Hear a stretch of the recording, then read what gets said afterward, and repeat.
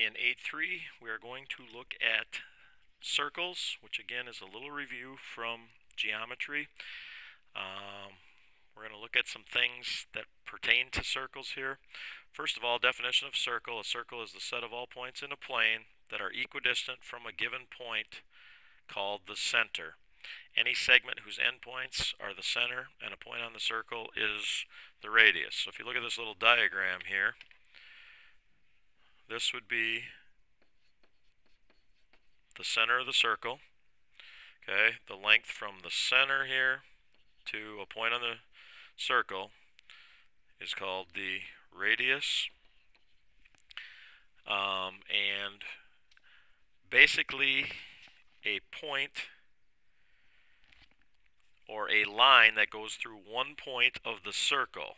So this example of this line right here, okay, that line right there touches the circle at one point. That is called a tangent, and you talked a little bit about this in geometry, a tangent of the circle. Okay, so and some things we're going to look at. The tangent of a circle basically kind of meets the radius from the center to that point at a right angle. You looked at some of that stuff in geometry, but just wanted to review the definition of a tangent of a circle. Alright, the general equation of a circle is this right here. The center is at HK, the radius is R. So if you look here, it is x minus h in parentheses squared, and that h is the x value, okay?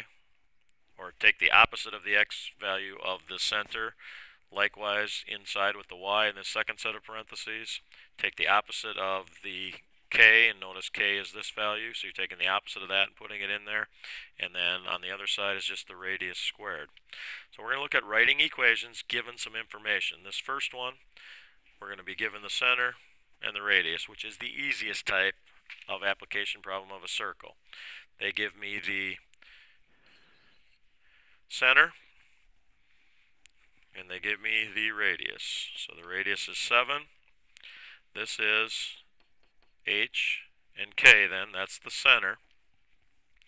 So let me write down the general form of a circle: x minus h squared plus y minus k squared equals the radius squared. Now the key thing is, when you write the equation of a circle, the general form has a minus sign in front of the h. That means this right here means you take the opposite of this value right here. So when I write this, I want to take x, 2 is positive right here, so it's going to be a minus 2 squared. So it goes x minus 2 in parentheses squared plus, and then we're going to have y. Now we take the opposite of this. Okay, this says the opposite of the k value. Well, k is a negative here, so that really is going to make this a plus 5. I mean, it would be minus a negative 5, but we don't write it minus a negative. We write it as a plus. So the kind of thing you want to remember is that inside here, you're always taking the opposite signs for the x and y value of the center of the circle. And over on this side, we need to take the radius squared. The radius is 7, so r squared would be 49. We'd square 7. 7 times 7 is 49. And there is the equation of that circle. Now, we're going to get into graphing here in a little bit, but let's actually take a look at graphing here. Move this down a little bit. All this means is that you would plot the center. Well, we'll do the graphing later. I have a grid there, but we don't really need to graph that first one. We would plot the center, and then you go out 7 units in each direction. And my grid's not quite big enough there, but we'll get into some graphing stuff here later. Write an equation given the diameter. Now, this is key. Now we're given the diameter. We need the radius squared. Well, the radius, and then we need to square it. Okay? Write an equation of a circle whose endpoints of the, we're not actually given what the diameter is, we're given the endpoints of the diameter. Okay? If you think about the diameter of a circle, so if I was going to do the diameter of a circle, and these are the endpoints, we need to write the equation of a circle, the center. We need the coordinates of the center. So if you think about the endpoints of the diameter, this would be the diameter. We're trying to find the middle of those endpoints. So in other words, midpoint. So we want to use the midpoint formula to find the center here. So if I do the midpoint formula, remember the midpoint formula from the last lesson is this. Okay, so let's actually plug the values in. So I add my x value, so it'll be 2 plus 2, and then I divide by 2. And then I add my y values, so 8 plus negative 2, and I divide by 2. So this would be 4 divided by 2, and this 8 plus negative 2 is 6, so 4 divided by 2 is 2. 6 divided by 2 is 3. So there's the midpoint, which is actually my center. So you have to recognize that if they give you the endpoints of the diameter, we need the center to write the equation of the circle. I need to find the midpoint. Okay, and now we need to find the radius.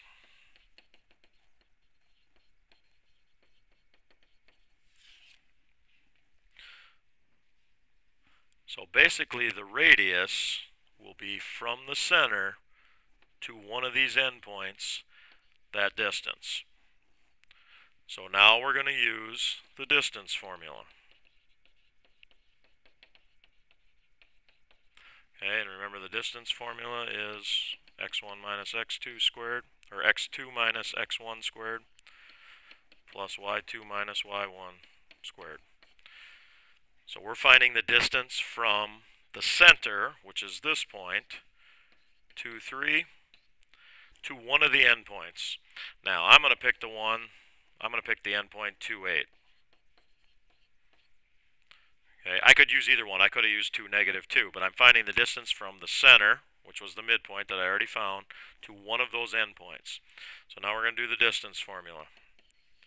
So we're going to take x2 minus x1.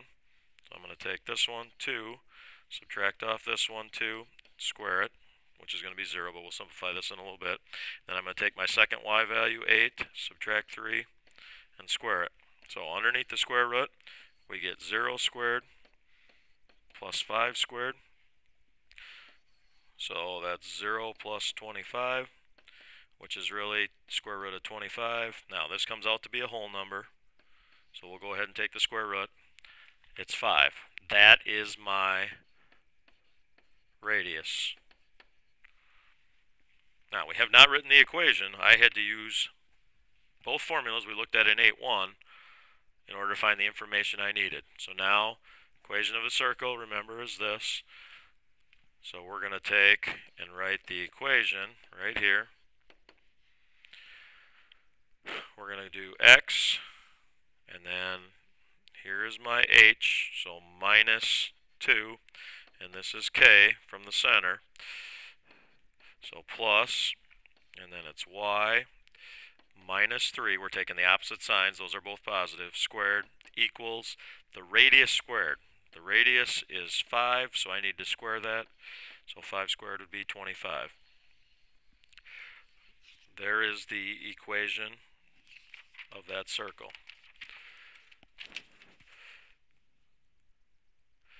Next example here, write an equation given the center, which is one thing we need, and a tangent. Now you're going to kind of have to look at this graphically, and that's why I give you a grid here. Okay, so write an equation for a circle with center at 3, 5. We know, I could start out writing my equation. I know this is h and k right here, so I know it's x minus 3 squared plus y minus 5 squared. What we don't know is our radius squared, and we got to figure out the radius. And you can do this by graphing it. Here's what I mean. 3, 5 is the center, so we're going to go 3, 5. So right there is my center. Okay, so if I think about that, the center of the circle, tangent to the y-axis. Here's my y-axis.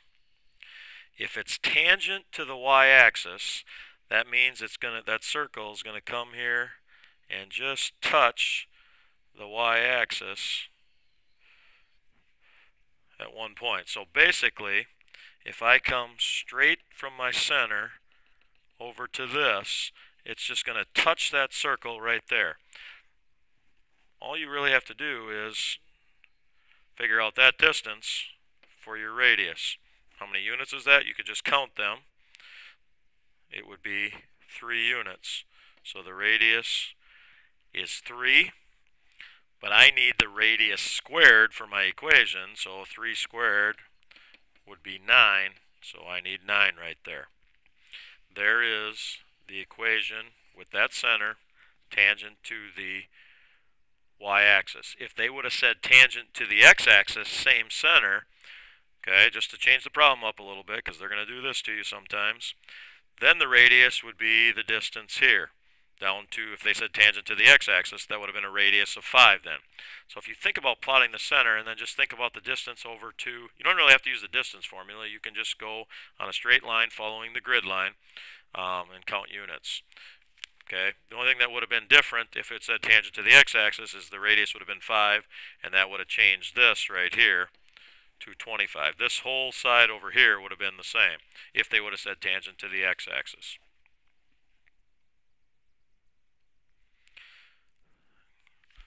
Okay, now we'll look at actually graphing, where they give me the equation. Here's the equation. Now remember, it's x minus h squared plus y minus k squared equals the radius squared. So, find the center. So we're going to have to give the center coordinates. We're going to have to give the radius. Okay, and then we're going to graph it using that information. Okay, now remember the center. We want to take the opposite. We want the opposite of these two things that are inside the parentheses for the center.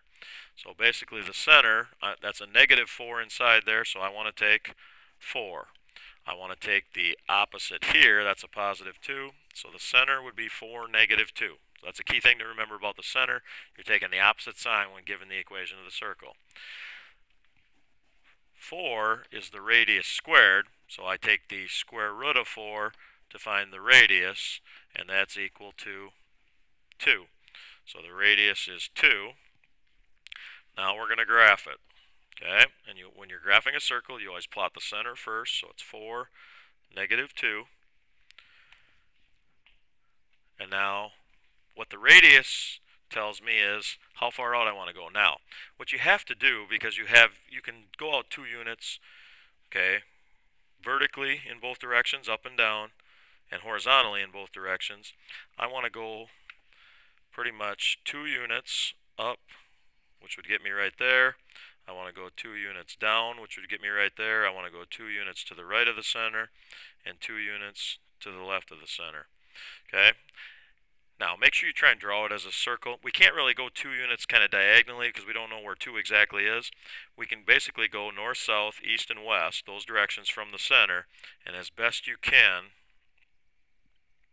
make it look like a circle.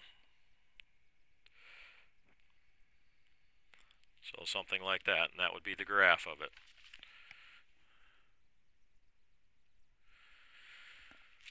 Alright, then we get into tougher problems. Graph an equation not in standard form. Okay, and I have some steps for completing the square, which we did last quarter.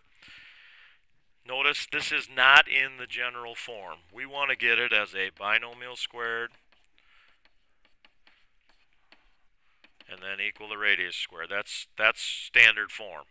Okay, so here's what you want to do. Get your variables on one side by themselves by taking the constant to the other side. Now in this one, we don't have a constant on the left-hand side or to the left of the equals mark, equal sign. But if there was like after the minus 6y, if there was like a plus 6, you'd have to move that to the other side. So we can kind of skip this step on this one, but some of them you're going to have to do.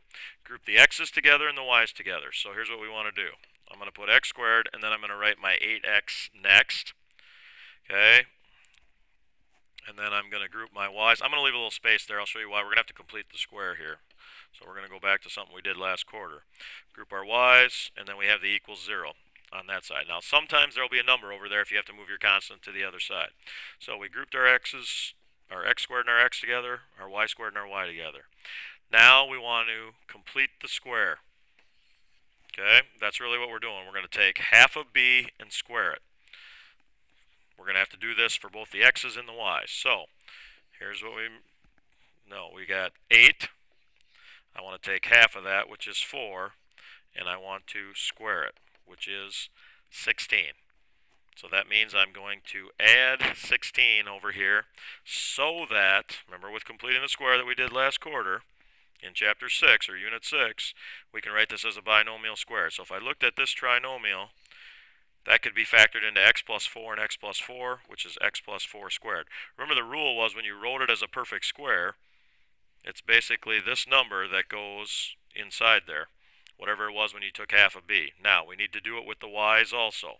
So right here is my b, so I'm going to take half of negative 6, which is negative 3, and I'm going to square negative 3, which is 9. That means I'm going to add 9 there, so that I can write this as y. Now, I took half of it, and that was negative 3, so that's what goes in there. This would factor into y minus 3 and y minus 3, which is y minus 3 squared. Okay, now, I added, right here, 16 to this side. I added 9 here, so we need to do the same to the other side to maintain the balance in the equation. So now, what do I have on the right side? 0 plus 16 plus 9, which is 25. We have now got this in standard form for the equation of a circle. We've got it as a binomial squared, okay, with the x's, the y's on the other side. So let's actually, now we need to graph it, but let's actually find the center from our equation, just like we did on the last problem. So the center would be, take the opposite sign here, negative 4. Take the opposite sign here, positive 3. The radius, remember, this is, right here, the radius squared. So I want to take the square root of 25 to find the radius, and that's 5. So the radius is 5. This is the information we need to be able to graph it. Plot your center, negative 4, 3. And then I'm going to go out 5 units in each direction. So I'm going to count left, right, up, and down. So 1, 2, 3, 4, 5 would be 5 units to the right is there. 1, 2, 3, 4, 5. 5 units to the left is there. I'm going to go 5 units up from the center. I'm going to go 5 units down from the center. And as best you can, make it look like a circle. And you can...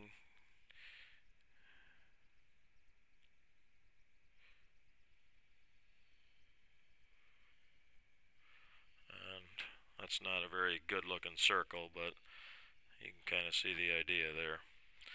Okay? And there would be the graph of that. And that is the end of the lesson.